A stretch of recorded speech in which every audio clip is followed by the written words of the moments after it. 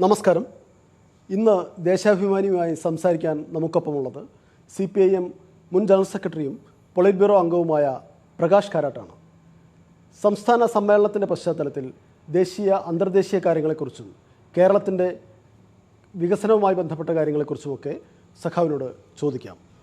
നമുക്ക് Ukraine Russia സംഘർഷത്തിൽ നിന്ന് ആരംഭിക്കാം. നിരവധി ഇന്ത്യക്കാർ ഉക്രൈനിൽ അകപ്പെട്ടിരിക്കുകയാണ്. നമ്മുടെ ഇവാക്വേഷൻ പദ്ധതി ഓപ്പറേഷൻ ഗംഗ എന്ന പേരിൽ സർക്കാർ പ്രഖ്യാപിച്ചിട്ടുണ്ടെങ്കിലും അത് വളരെ ദയനീയമായി പരാജയപ്പെടുന്നൊരു കാഴ്ച കൂടിയുണ്ട്. ഒരു ഇന്ത്യക്കാരനായ ഒരു യുവാവ് കൊല്ലപ്പെട്ടു. നമ്മുടെ ഒരു ട്രാക്ക് റെക്കോർഡ് എന്നത് ഗൾഫ് വാറിൻ്റെ സമയത്ത് നമുക്ക് പരിചയമുള്ളതാണ്. കാരണം ആയിരക്കണക്കിന് ഇന്ത്യക്കാരെ ഗൾഫ് വാറിൻ്റെ സമയത്ത് തിരിച്ചു കൊണ്ടുവരാൻ പറ്റിയിട്ടുണ്ട്. പക്ഷേ ഇപ്പോൾ ഉണ്ടായ ഈ പ്രതിസന്ധിയെ എങ്ങനെയാണ് പാർട്ടി നോക്കിക്കാണുന്നത്? You see, Russia has launched a full-fledged attack on Ukraine, and as you know now, there is a war raging on in different parts of Ukraine. Unfortunately, when the military build-up and the tensions were escalating between Russia and Ukraine, that was the time the Indian government should have taken steps to start the process of getting Indians out of Ukraine. It could have been done in various ways. At that time, it was possible. That is, you could have direct flights, you could have brought them to otherwise neighboring countries and then flown them. But I'm afraid that opportunity or time was lost.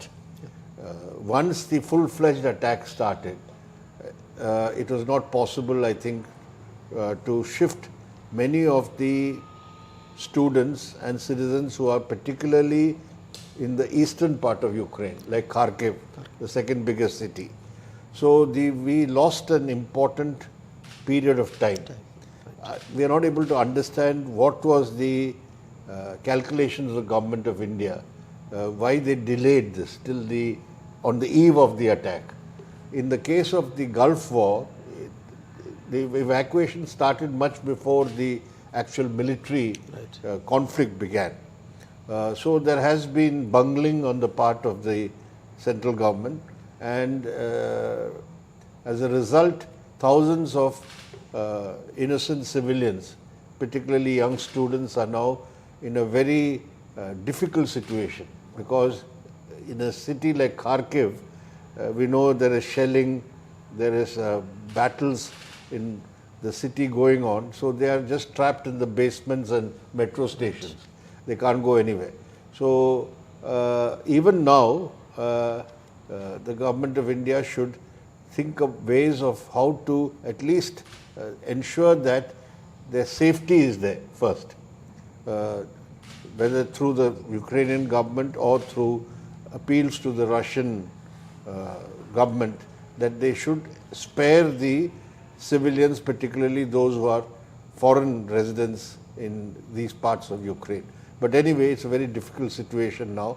Already we have lost a young medical student of Karnataka in Kharkiv, and I'm afraid if nothing is done very quickly, the situation will become more dire. നമ്മൾ Indian സാഹചര്യത്തിലേക്ക് വരികയാണെങ്കിൽ ഉത്തർപ്രദേശിൽ നടന്നുകൊണ്ടിരിക്കുന്ന തെരഞ്ഞെടുപ്പ് ഇന്ത്യയിലെ രാഷ്ട്രീയത്തിൽ വളരെ സുപ്രധാനമായ ഒരു തെരഞ്ഞെടുപ്പായിട്ട് മാറിയിരിക്കുന്നു. കാരണം വീണ്ടും BJP ജയിക്കുന്ന പക്ഷം അത് രാജ്യത്തിനാകെ തന്നെ വളരെ ഡിസാസ്ട്രസ് ആയിട്ടുള്ളൊരു ഇതിലേക്ക് നയിക്കും. പക്ഷേ ഈ തെരഞ്ഞെടുപ്പിലുടനീളം കോൺഗ്രസ് വളരെ ദുർബലമായൊരു പാർട്ടി ആണെന്ന് കോൺഗ്രസ്സിന് അറിയാമായിരുന്നിട്ടും മതനിരപേക്ഷ സഖ്യത്തെ പിന്തുണയ്ക്കുന്നതിന് പകരം എല്ലാ സീറ്റിലും സ്ഥാനാർത്ഥികൾ നിർത്തി ആ ഒരു സെക്കുലർ പ്ലാങ്കിനെ തകർക്കുന്ന ഒരു നിലപാടാണ് കോൺഗ്രസിൻ്റെ ഭാഗത്തുനിന്നുള്ളത്. അതിനെക്കുറിച്ച് എന്താണ് പറയാറ്? You see, the 5 phases of the elections are over now. Only 2 are left in eastern UP primarily.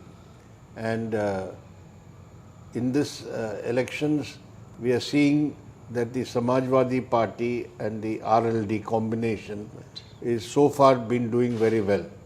All reports show that the BJP has been losing ground in these elections. But still, we have to wait and see, because in the last assembly, the BJP had a big majority. Out of 403 seats, along with the allies, they got 325 seats. So they'll have to lose at least 150 seats to lose the majority. So far, it is clear that the Samajwadi and RLD combination is ahead. But as far as the other non-BJP parties are concerned, the Congress party is not really a factor, serious factor. I don't think they will even poll 5% of the vote. But problem with the Congress party is it is still living in the past. It thinks it's a big party. See. So in Uttar Pradesh today they are in a position where they cannot win. There's no guarantee that they can win any assembly seat. They may win a few seats here and there, but even that is not sure. So the Congress party, if it had been wise, it should have recognized its limited strength, and even though they may not have an understanding with the Samajwadi party, which was not possible again, they could have confined themselves to fighting a limited number of seats and then appeal to the people to defeat the BJP in the other seats. But the Congress party is Congress party. They don't believe that they should make any adjustment or sacrifice for the wider goal of fighting the BJP. So there is other party, Bahujan Samaj Party. They have more strength than the Congress, but they have also been weakened. So as of now, it appears the fight is mainly between BJP and the Samajwadi RLD combination. And as you said, it is very important for the future of the country and our secular democratic polity that the BJP is defeated. And so far, the people of Uttar Pradesh seem to be have made up their minds to defeat the BJP. Right. അതിനിടയ്ക്ക് ഒരു question കൂടി U P ആയിട്ട് ബന്ധപ്പെട്ട് ചോദിക്കാം. ഈ മുഖ്യമന്ത്രി യോഗി ആദിത്യനാഥ് തെരഞ്ഞെടുപ്പിലുടനീളം ആവർത്തിച്ച് പറഞ്ഞത് കേരളത്തെ കുറ്റപ്പെടുത്തുകയാണ് ചെയ്തത്. കേരളം ഒരു തെറ്റ് ചെയ്യുകയാണെങ്കിൽ അത് യു പി കേരളം പോലെയാവും, അല്ലെങ്കിൽ ബംഗാൾ പോലെയാവും, കാശ്മീർ പോലെയാവും എന്ന് പറഞ്ഞു. ഈ ഒരു പ്രസ്താവനയ്ക്കെതിരെ വലിയ ഒരു സോഷ്യൽ മീഡിയയിൽ ഉൾപ്പെടെ വലിയൊരു ക്യാമ്പയിൻ നടന്നു. അതിന് അവിടെ വല്ല യു പിയിൽ വല്ല ഇമ്പാക്റ്റ് ഉണ്ടാവുമോ ഈ ഇതിനെതിരെ നടന്നിട്ടുള്ള ഒരു campaign? Unlike how people see this statement of Adityanath and see the absurdity of comparing Uttar Pradesh's socio-economic conditions and progress to Kerala's, the people like Adityanath think on not our lines.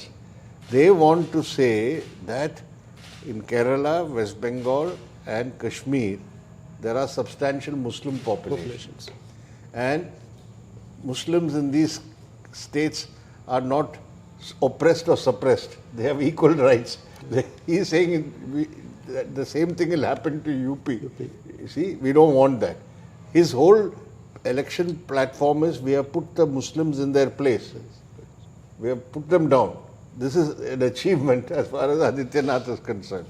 So the whole campaign the BJP is conducting, from Modi to Amit Shah to Yogi Adityanath, all the three leaders, if you see their speeches, they have made open,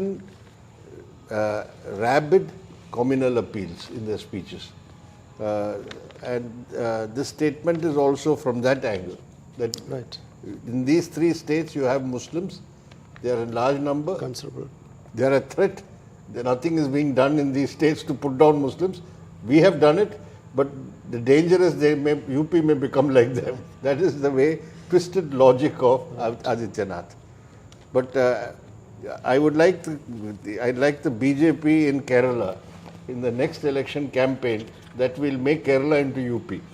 Because they think UP is some sort of heaven or swarg. They should campaign saying we will convert Kerala into Uttar Pradesh. That should be their election slogan. പാർട്ടിയുടെ draft political റെസൊല്യൂഷനിൽ DPRൽ പറയുന്നത് BJP isolate ചെയ്യണമെന്നാണ്. അതിനായിട്ടുള്ള മതനിരപേക്ഷ പാർട്ടികളുടെ സഖ്യത്തിന് വേണ്ടിയിട്ട് ആഹ്വാനം ചെയ്യുന്നുണ്ട്. നമ്മളിപ്പോൾ BJP ഐസൊലേറ്റ് ചെയ്യണമെന്ന് പറയുമ്പോൾ തന്നെ കോൺഗ്രസിനെ പറ്റി കോൺഗ്രസ് അതിൽ വളരെ ദുർബലമായ ഒരു ഭാഗമാണെന്നാണ് പറയുന്നത്. കോൺഗ്രസിൻ്റെ ദൗർബല്യം ഇത് വീക്കർ കോൺഗ്രസ് എന്നാണ് DPRലെ പരാമർശം. എന്തുകൊണ്ടാണ് അങ്ങനെ പറയുന്നത് ശരിക്കും? That is the reality today. You see, but I would like to pose it differently. You see, to fight and isolate and defeat the BJP, it is not enough to just have some opposition parties coming together. You have to politically and ideologically fight the BJP and the Hindutva forces. And today, the Congress party is not willing to firmly fight against Hindutva communalism. It is trying to imitate Hindutva, what we call soft Hindutva. So one, it is being the main opposition party in the country today, though it is weakened, it is not willing to take up the political ideological challenge of fighting the Hindutva ideology, because RSS and BJP are representing Hindutva. So if you don't fight that ideology, you are not going to be able to isolate and defeat them. That's second. Right. Second point is that in any future united struggle against BJP, Congress party can have a role. There's nobody saying Congress should not be there. But the Congress party, as I said, should take a firm position against Hindutva. You can't have one foot in the Hindutva camp and another foot outside and say we are fighting BJP. So it should be clear ideologically and politically. Second, it should also know its actual strength. If in Kerala they make CPM the main enemy and fight, then they're helping BJP. Right. Similarly, as I said in UP, if they fight all the seats, they are helping only the BJP. So there are number of states where the Congress today is not the main force against the BJP. There are a number of regional parties. The Congress party should learn to accept, to work with these parties, playing not a dominant role, that we are the big party. They should accept they are a smaller party and play a role. That if they are prepared to do so, it's good. So far we are not seeing signs of that yet. Right. സമ്മേളനത്തിലേക്ക് വരികയാണെങ്കിൽ സമ്മേളനത്തിൻ്റെ ആദ്യ ദിവസം മുഖ്യമന്ത്രി ഒരു policy നയരേഖ അവതരിപ്പിച്ചു. ഇതിനു മുമ്പ് 1956 തൃശ്ശൂരിൽ നടന്ന സംസ്ഥാന സമ്മേളനത്തിലാണ് ഐക്യകേരള പിറവിക്ക് ശേഷം രൂപീകരിച്ചേക്കാവുന്ന ഒരു മന്ത്രിസഭയുടെ പ്രവർത്തനങ്ങളെക്കുറിച്ചൊരു രൂപരേഖയുണ്ടാക്കിയത്. പുതിയ നയരേഖ 25 വർഷത്തേക്കുള്ള കേരളത്തിൻ്റെ വികസനത്തെയും വളർച്ചയെയും കുറിച്ചുള്ള ഒരു രൂപരേഖയാണ്. അതേക്കുറിച്ച് sir You see, we are holding the state conference at a time when the LDF has come back to power. You see, it has not happened before. So you have to have a more long-term plan, because your responsibilities as a government and a ruling party has increased, because earlier you used to be there 5 years and then you're on the opposition. Then you are not in the administration or you could not determine policy. But now you have a longer period where you will be in the administration. So I think that this document, New Vision for Kerala, is taking into account, one, the past experience of left-led governments in Kerala, communist governments in Kerala starting from 1957. What are the policies which were initiated? What is the experience of that? And then building on that, from taking off from the first LDF government headed by Comrade Pinarayi Vijayan, now we are reached a stage where it is very important to take new initiatives. How do you increase the productive forces in Kerala, in industry, in agriculture, in the services sector?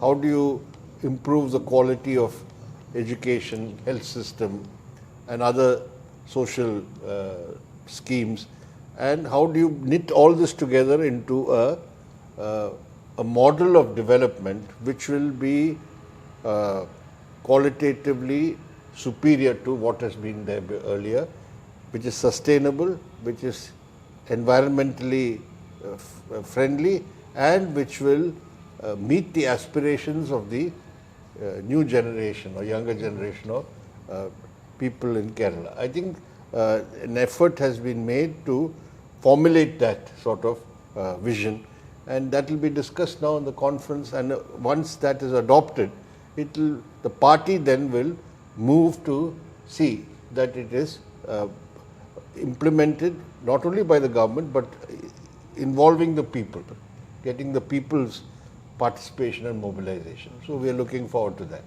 Right. Okay? Okay, right. Thank you.